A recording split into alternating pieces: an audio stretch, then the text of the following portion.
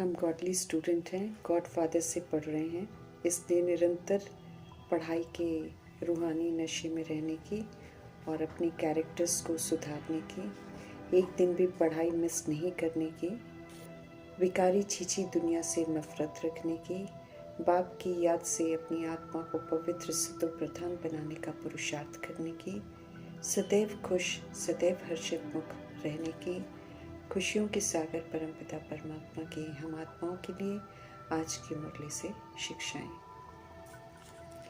परमपिता परमात्मा की लीला अद्भुत है। परमपिता परमात्मा जी सृष्टि रूपी ड्रामा में सभी आत्माओं को पवित्र बनाकर घर वापस ले जाने के लिए आए हैं। पवित्र बनने के लिए हमें उनसे रोज श्रेष्ठ मत मिलती है। जो उनकी श्रेष्ठ मत पर चलकर श्रेष्ठ बन जाते हैं वे पवित्र बनते हैं और बिना सजा खाए बाप संग घर वापस जाते हैं, और जो श्रीमत पर नहीं चलते हैं वे फिर सजाओं के द्वारा पवित्र बनते हैं और फिर बराती बनकर या मच्छर मिसल पीछे पीछे जाते हैं। चाहे कैसी भी आत्मा है, सभी को सतगुणी अशरीरी बनकर घर वापस जाना ही है। सबको अच्छा बनना ही है। भगवान सबको अच्छा बनाने के लिए आए हैं, इसलिए कभी भी किसी को लेकर निराशावादी नहीं बनना है। शिव पिता परमात्मा सभी को लेकर आशावादी होकर रहते हैं। ऐसे ही हम आत्माओं से भी यही आश रखते हैं कि हम सभी आत्माएं भी बाप समान होपलेस में भी होप पैदा करने वाले सच्चे परोपकारी बने। ऐसा बनने के लिए जो जैसा भी है उससे हमें सदा संतुष्ट रहना है और शुभ भावना शुभकामना रखनी है, तभी परोपकार कर सकेंगे और तभी संतुष्ट मुनि का टाइटल भी प्राप्त कर सकेंगे। क्योंकि परोपकार करने के लिए सभी आत्माओं को जो है जैसे ही स्वीकार करना है और उनसे संतुष्ट रहना है। संतुष्ट रहकर ही संतुष्ट करके हम संतुष्ट मुनि का टाइटल बाबा से प्राप्त कर सकते हैं। समझ मिलती है परमपिता परमात्मा से कि कोई भी आत्मा शुरू में खराब नहीं होती है। सब परमधाम निवासी आत्माएं हैं, सब सतगुणी आत्माएं हैं, और जब सृष्टि पर आते हैं तो सभी अच्छे होते हैं। ये तो पुनर्जन्म में आकर तरह तरह की परिस्थितियों से गुजर कर तरह तरह के संबंध संपर्क में आकर कभी कभी कोई सोल जो होती है एकदम अजामिल जैसी पापी हो जाती है, होपलेस बन जाती है, उससे किसी को कोई उम्मीद ही नहीं रहती है। इसलिए त्रिकालदर्शी बनकर हर आत्मा की कमजोरी को परखते हुए, अर्थात उन्हें परवश है, पुराने संस्कारों के वशीभूत है, बीमार है, इस समय याददाश्त खो दी है, इसलिए गलत कर रहे हैं, अज्ञानतावश कमी कमजोरियों के शिकार हो गए हैं। इस नॉलेज को बुद्धि में रखते हुए सभी पर रहम करना है, और अगर वो गलत कर रहे हैं तो क्षमा करना है। नॉलेजफुल होकर सब देखते हुए कर्मा को गलत परंतु आत्मा को एक्सेप्ट करते हुए कमजोरी को स्वयं में धारण नहीं करना है, और ना ही किसी के पास उसकी और उसकी कमजोरी की चर्चा करनी है, बल्कि कमजोरी रूपी कांटे जो हैं उसको अपनी कल्याणकारी स्वरूप से, दुआओं से, शुभ भावना से, शुभकामना से समाप्त करना है। कांटे को फूल बनाने की सेवा करनी है। स्वयं भी हमें संतुष्ट मणि के समान संतुष्ट रहना है और सभी को संतुष्ट करना भी है। संतुष्ट रहकर ही हम सभी को संतुष्ट कर सकते हैं। ये स्पष्टीकरण बाबा बार बार करते हैं। जिसके भी प्रति कभी निराशा दिखाई दे उसके प्रति भी हमें आशा का दीपक जगाना है। जो दिल शिकस्त हैं, जो मायूस हैं, जो हारा हुआ है, उनको भी शक्तिवान बनाना है। ऐसा श्रेष्ठ कर्तव्य चलता रहेगा तो वरदाता परमपिता परमात्मा से हमें परोपकारी संतुष्ट मणि का वरदान प्राप्त हो जाएगा। परीक्षाएं निश्चय की, धारणाओं की, ज्ञान की, स्व परिवर्तन की जरूर होनी है। हमें सदा परीक्षाओं के लिए एवर रेडी रहना है, अर्थात उन्हें अचल अडोल शांत स्थिर संतुष्ट रहकर याद में रहकर पास करना है। कोई क्वेश्चन नहीं, कोई करेक्शन नहीं, कोई कोटेशन नहीं, कोई रिएक्शन नहीं, कोई रिजेक्शन नहीं, कोई एब्जॉर्प्शन नहीं, कोई रिफ्लेक्शन नहीं। ये जो विधि है इसे प्रतिज्ञा के रूप में याद रखना है। जब हम सब इस विधि से विपरीत परिस्थितियों को पार करेंगे तब सुंदर विधियां सिखाने वाले परमपिता परमात्मा को हम प्रत्यक्ष कर सकेंगे। हम आत्माओं को अव्यक्त इशारे मिल रहे हैं। अशरीरी और विदेही स्थिति का अभ्यास करने की बार बार समझ मिल रही है। दिनचर्या में बाबा कहते हैं बार बार बीच बीच में सेकंड भी अगर हमको मिले तो उसे विदेही बनने का अभ्यास करके सफल करना है। इससे बाबा कहते हैं कि हमको बहुत मदद मिलेगी। सारा दिन बुद्धि चलती रहती है और अगर ये एक एक सेकंड का भी अभ्यास किया होगा तो विदेही बनना सहज हो जाएगा। और अगर हम सारा दिन बुद्धि को चलाते रहते हैं और ये अभ्यास नहीं करते हैं तो फिर तो बाबा स्पष्ट करते हैं कि समय पर हम विदेही नहीं बन पाएंगे। अंत अचानक होना है और अचानक के खौफनाक पेपर में हमको पास होना है। उसके लिए विदेहीपन का अभ्यास बहुत ज़रूरी है। अव्यक्त बाप दादा हम आत्माओं का ध्यान खिंचवा रहे हैं। सुप्रीम टीचर जो भी हमें पढ़ा रहे हैं उसे हमें अच्छी रीति पढ़ना है, समझना है और फिर समझ से पाठ बजाना है। पढ़ेंगे, धारणा करेंगे, समझ का सहयोग स्थापना में देंगे तो 21 जन्मों के लिए सोर्स ऑफ इनकम जमा हो जाएगी। हम सब सदा के लिए सुखी बन जाएंगे। ईश्वरीय पढ़ाई सुखदायी पढ़ाई है। पढ़ाई की विधि से चलते हैं तो सभी को सुख देने के निमित्त बनते हैं। जब सबको सुख देते हैं तो सुखी बन जाते हैं। इंद्रियों से परे का सुख आत्मा को परमपिता परमात्मा से ही मिलता है और वो मिलता है जब आत्मा परमात्मा पर बलिहार जाती है, उनकी ही श्रीमत पर एक्यूरेसी से चलते हैं, सच्ची गोपिका बनते हैं। संगम युग में ही हम बाप द्वारा बाप को जानते हैं।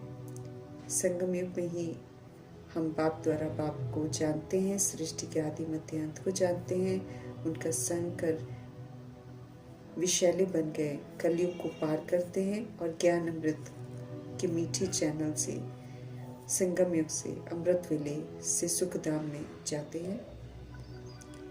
स्वयं भगवान पढ़ाते हैं। जो इस खुशी में रहकर प्रभु संग रहते हैं वो फिर अति इंद्रिय सुख का अनुभव करते हैं।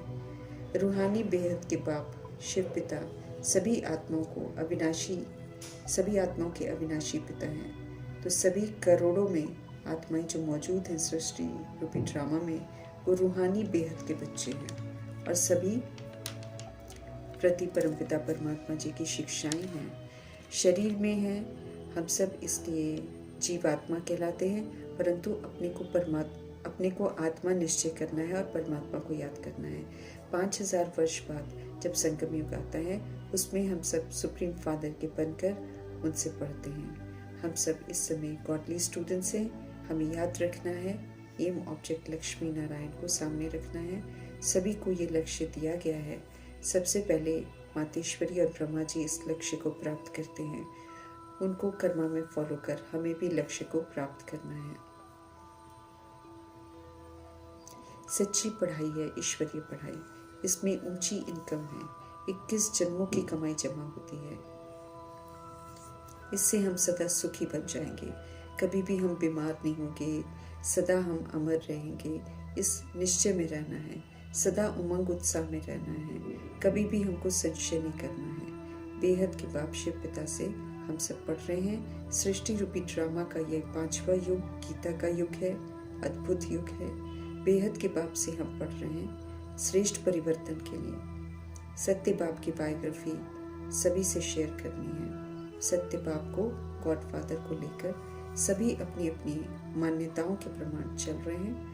यथार्थ रीति बाप का परिचय देना है। देवता, शूद्र, पुण्य आत्मा, पाप आत्मा कौन होते हैं, इसको समझना है। हर बात की हमको समझ मिलती है। अभी तो समझ से हमें अब पुण्य आत्मा बनना है। Supreme father, supreme teacher, supreme सदगुरु को नहीं भूलना है और न ही उनके कर्तव्य को भूलना है, न उनकी शिक्षाओं को भूलना है। सर्व की सदगति दाता है शिव। बेहद का सुख, बेहद का ज्ञान देते हैं। समर्थ माया जो है समर्थ परमपिता परमात्मा से विस्मृत करने की पूरी कोशिश कर हमारी परीक्षा लेगी। हमें निरंतर सावधान रहना है। समर्थ परमपिता परमात्मा को भूलना कभी नहीं है। भूलने से फिर हमसे भूलें होती हैं। निराकार राम शिव पिता परमात्मा द्वारा दी हुई जो समझानी है उसको समझना है और उनके द्वारा जो स्थापना होती है उसको राम राज्य कहते हैं, जन्नत कहते हैं, स्वर्ग कहते हैं, परिस्तान कहते हैं, फूलों का बगीचा कहते हैं। सतयुग त्रेता युग राम राज्य है, द्वापर कलयुग रावण राज्य है। एक्यूरेसी से इनका अंतर भी समझना है और समझाना भी है। भारत सचखंड था, भारत में शिव पिता परमात्मा आते हैं, इसलिए इसकी बहुत महिमा है। ऐसा सुंदर सचखंड बनाने वाले शिव पिता ही हैं। ईश्वरीय पढ़ाई हम सब पढ़ रहे हैं, ये नशा भी रहे और साथ में हमें अपनी कैरेक्टर को भी सुधारना है, चरित्र को भी सुंदर बनाना है। गॉडली पढ़ाई को एक भी दिन हमें मिस नहीं करना है। ईश्वरीय सेवा सच्ची सेवा है, सपूत महावीर बन ईश्वरीय सेवा करनी है। धारणा कर ये सेवा हम कर सकते हैं। सत्य ज्ञान बार बार बुद्धि से खिसक जाता है, इसलिए रिवाइज करते रहना है। शिव पिता परमात्मा देवी देवता बनाने का पुरुषार्थ करवा रहे हैं। सर्वोत्तम ब्राह्मण कुल है ये, परम पिता परमात्मा की स्थापना है।